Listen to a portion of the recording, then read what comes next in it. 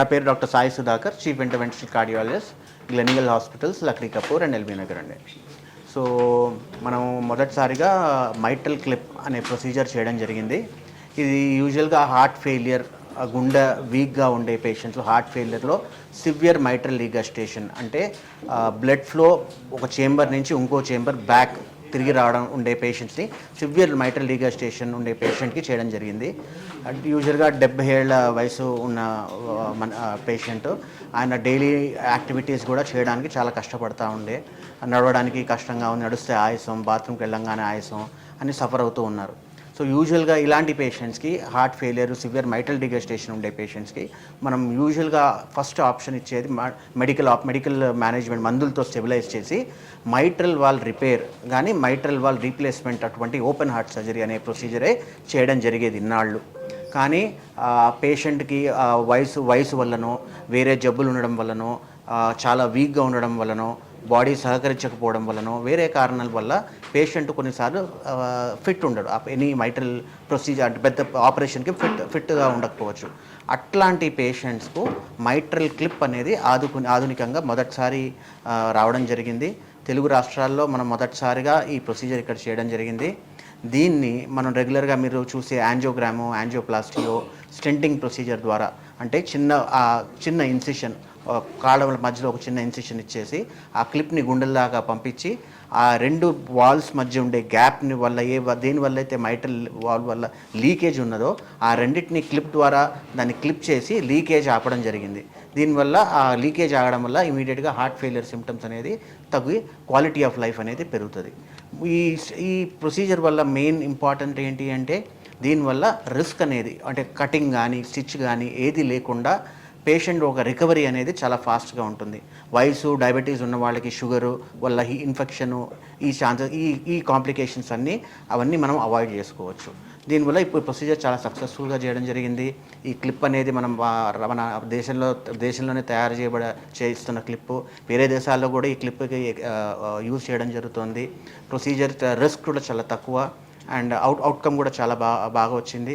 దీనివల్ల చాలామంది పేషెంట్స్ ఎవరైతే హార్ట్ ఫెయిలియర్లో సఫర్ అవుతున్నారో, మైట్రల్ రీగస్టేషన్లను వాల్ రీప్లేస్మెంట్ సర్జరీ అవసరం లేకుండా డెఫినెట్గా 70 years 65 ఏళ్ళు ఏజ్డ్ ఉన్న పేషెంట్స్ ఈ క్లిప్ ట్రీట్మెంట్కి సరైన ఇండికేషన్స్లో వీళ్ళు క్లిప్ వాడడం చేయొచ్చు. ఆపరేషన్ తర్వాత ఇప్పుడు రెస్ట్ అనేది పేషెంట్కి ఎన్ని డేస్ అవసరం అంటారు? పేషెంట్ రెస్ట్ అనేది పేషెంట్ NYHA క్లాస్ 3 అంటే పేషెంట్ కాస్త దూరం కూడా నడిచినా కానీ ఆయాసం వస్తుంది, కూర్చున్నా కూడా ఆయాసం వస్తుంది.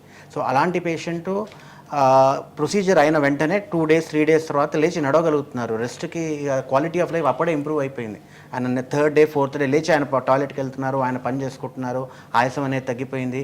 లైఫ్ క్వాలిటీ ఆఫ్ లైఫ్ అనేది చాలా ఇమీడియట్గా ఇంప్రూవ్ అయిపోతుంది. డైట్ అనేది ఏమైనా అవసరమా ఈ సర్జరీ? ఇది యూజువల్గా స్ట్రక్చరల్ హార్ట్ డిజీజ్. ఇంతకుముందు నేను చెప్పినట్టు కొరోనరీ హార్ట్ డిజీజ్ అంటే మన రక్తనాళాల్లో బ్లాక్స్ ఏర్పడేదాన్ని కొరోనరీ ఆర్టరీ డిజీజ్ అంటారు. దాంట్లోనే మనకి stent, bypass surgery, open heart surgery ఇవన్నీ అవసరం పడతాయి. అవన్నీ లైఫ్ స్టైల్ డిజీజెస్. దానికి మనకి డైట్ కానీ, షుగర్ కంట్రోల్ కానీ, బీపీ కానీ, స్మోకింగ్ కానీ ఇవన్నిటికీ మనకి కొరోనరీ ఆర్టరీ డిజీజ్. ఇది స్ట్రక్చరల్ హార్ట్ డిజీజ్ అంటే వాల్వ్కి సంబంధించింది. అంటే ఈ వాల్వ్ వయసు పెరుగుతున్న కొద్దీ అరుగుదల అంటే వయసు పెరిగినప్పుడు వాల్వ్ డీజనరేట్ అవుతుంది. లేకపోతే హార్ట్ అటాక్, హార్ట్ స్ట్రోక్ వచ్చింది, స్ట్రోక్ తర్వాత ఆ కాంప్లికేషన్ వల్ల హార్ట్లో వాల్వ్ లీక్ అవుతుంది. ఈ వాల్వ్ లీకేజ్ని మనం క్లిప్ ద్వారా క్లోజ్ చేస్తున్నాం. దీనికి డైట్కి పెద్ద ఏం సంబంధం లేదు, మందులు కొంచెం రెగ్యులర్గా వాడితే బాగానే ఉంటుంది. ఇప్పుడు చాలామందికి ఇప్పుడు సర్జరీ అంటేనే ఇప్పుడు ఫైనాన్షియల్గా అనుమానం వస్తుంది, ఎంత అవుతుంది ఏమని. సో దీని గురించి ఏం చెప్తారు? ఈ సర్జరీకి అంటే మినిమం ఎంత అవ్వచ్చు అనుకుంటున్నారు? ఈ కాలంలో ఇంతకు ముందు కాకుండా మనం ఈ మధ్యలో కోవిడ్ తర్వాత కనుక మనం చూసుకుంటుంటే చాలామంది హెల్త్ పట్ల చాలా అవగాహన పెరిగింది. చాలామంది ఇన్సూరెన్స్ తీసుకుంటూ ఉన్నారు. మోస్ట్ ఆఫ్ ద టైం ఇన్సూరెన్స్లో మ్యాక్సిమం కవర్ అవుతుంది. కాకపోయినా కానీ ఇది మన డెవలపింగ్ కంట్రీలో ఇంతకుముందు మొత్తం ప్రపంచంలో ఒకటే ఒక దేశం దీన్ని క్లిప్ తయారు చేసేది. దానివల్ల దాని కాస్ట్ చాలా 40 lakhs 30 lakhs out reach of common person ఉండేది. ఇప్పుడు కొంచెం ప్రైజింగ్ ఒక 40-50 lakhs 50 to 60% తక్కువ కాస్ట్లోనే ఈ ప్రొసీజర్ చేయవచ్చు. అనస్థీషియా, జనరల్ సర్జరీ లేకుండా చిన్న హోల్ ద్వారా మనం ఆ క్లిప్ని పంపించి ఏ వాల్వ్ అయితే లీక్ అవుతుందో ఆ వాల్వ్ని క్లోజ్ చేయడం జరిగింది. కాళ్ళ నుంచి పంపించారా? కాళ్ళ నుంచి క్లిప్ పంపించి గుండె దాకా పంపించి ఆ క్లిప్ ద్వారా ఆ 2 క్లిప్స్ని దేనివల్ల అయితే వాల్వ్ లీక్ అవుతుందో ఆ క్లిప్ ద్వారా దాన్ని క్లోజ్ చేయడం జరిగింది. హార్ట్ ఫెయిలియర్ సిమ్టమ్స్ ఇమీడియట్గా తగ్గినాయి. సో ఎటువంటి ఆపరేషన్ కటింగ్ లేదు కాబట్టి రికవరీ కూడా పేషెంట్కి బాగుంది. ఆ పేషెంట్ 2-3 డేస్లో డిశ్చార్జ్ అయ్యి ఇంటికి వెళ్ళారు. ఇంతకుముందు ఈ ప్రొసీజర్ అనేది కామన్ మ్యాన్కి అఫోర్డబుల్ లేదంటే ప్రపంచవ్యాప్తంగా ఒకటే కంపెనీ దీన్ని తయారు చేసేది. ఇప్పుడు భారతదేశంలో మన కంపెనీ దీన్ని మన ఇండియాలో తయారవుతోంది కాబట్టి దీన్ని జనరల్గా చాలామందికి ఇప్పుడు అవైలబిలిటీ ఉంటుంది. అంటే పురుషుల్లోను స్త్రీలలోను వేరే వేరేగా ఉంటుంది. ఇదే ట్రీట్మెంట్ అదే సేమ్ ట్రీట్మెంట్ అమ్మా. పురుషుల్లో కానీ ఫీమేల్స్లో కానీ ఏం ట్రీట్మెంట్ లేదు. షుగర్ బీపీ లేదు ఎటువంటి ట్రీట్మెంట్ లేదు. గుండె ఒకటే లీక్ ఒకే రకంగా ఉంటుంది. సో మేబీ ప్రజెంటేషన్ డిఫరెంట్గా ఉండొచ్చు కానీ ట్రీట్మెంట్ ఇద్దరిలో ఏం డిఫరెన్స్ ఉండదు. అయితే ప్రస్తుతం సమాజంలో చూసుకున్నట్లయితే చాలా మంది గుండెపోటుతో చాలా మంది సడన్గా చనిపోతున్నారు. అసలు ఎందుకు ఈ పరిణామం వచ్చింది? ఇది గుండెపోటుకి సంబంధం వేరు. ఇంతకుముందు చెప్పినట్టు ఇది coronary artery disease, structural heart disease. Coronary artery disease అనేది మీరు చెప్పేది గుండెపోటు. సో సమాజంలో జనరల్గా స్మోకింగ్, డైట్ ఇవన్నీ మాడిఫైయబుల్ రిస్క్ ఫ్యాక్టర్స్ అనమాట. అంటే మనం స్మోకింగ్ అంటే మాడిఫైయబుల్ రిస్క్ ఫ్యాక్టర్స్ అంటే smoking, diabetes, blood pressure, cholesterol ఇవన్నీ మనం మాడిఫై చేసుకోవచ్చు. సిగరెట్ బంద్ చేస్తే రిస్క్ తగ్గిపోతుంది, షుగర్ కంట్రోల్గా ఉంటే రిస్క్ తగ్గుతుంది, కొలెస్ట్రాల్ వెయిట్ కంట్రోల్లో పెట్టుకుంటే రిస్క్ తగ్గుతుంది. అన్మాడిఫైబుల్ రిస్క్ ఫ్యాక్టర్స్ అంటే జెనెటిక్స్ మనం మార్చలేము.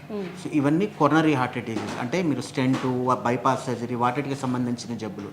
ఇది డీజనరేటివ్ డిజీజ్ అంటే వయసుతో సంబంధించింది. ఒక వయసు పెరుగుతున్న కొద్దీ అరుగుదల అంటే వాల్వ్ అనేది అరిగిపోతూ ఉంటుంది. ఇది వేరే జబ్బు, అరుగుదల వల్ల వచ్చే జబ్బు. దానివల్ల ముఖ్యంగా దీంట్లో వచ్చేది ఆయాసం. ఇది సడన్గా చనిపోయే జబ్బు కాదు. ఫస్ట్ ఆయాసంతో మొదలవుతుంది, నడుస్తే కాళ్ళ వాపుడు, మొహం వాపుడు, అండ్ క్వాలిటీ ఆఫ్ లైఫ్ చాలా అది over a period of time A treatment చేయకపోతే దానివల్ల డెత్ అనేది సంభవిస్తుంది. అయితే మీ వైద్యం అనేది సామాన్యులకి ఎంతవరకు అందుబాటులో ఉంటుందంట? సామాన్యులకి డెఫినెట్గా ఇంతకుముందు అయితే అసలు అందుబాటు లేదు సామాన్యులకి. ఎందుకంటే కాస్ట్ చాలా ఎక్కువ ఉండేది. ఇప్పుడు పైన కాస్ట్ కన్నా 60% తక్కువైంది. మన భారతదేశంలోనే తయారవుతుంది. సో రానున్న కాలంలో ఇంకా అందుబాటులో జనరల్ పబ్లిక్కి చాలా అందుబాటులో ఉంటుంది. సో అందరూ ఎవరైతే దీంతో సఫర్ అవుతున్నారో ఈ ట్రీట్మెంట్ని ఉపయోగించుకోవచ్చు.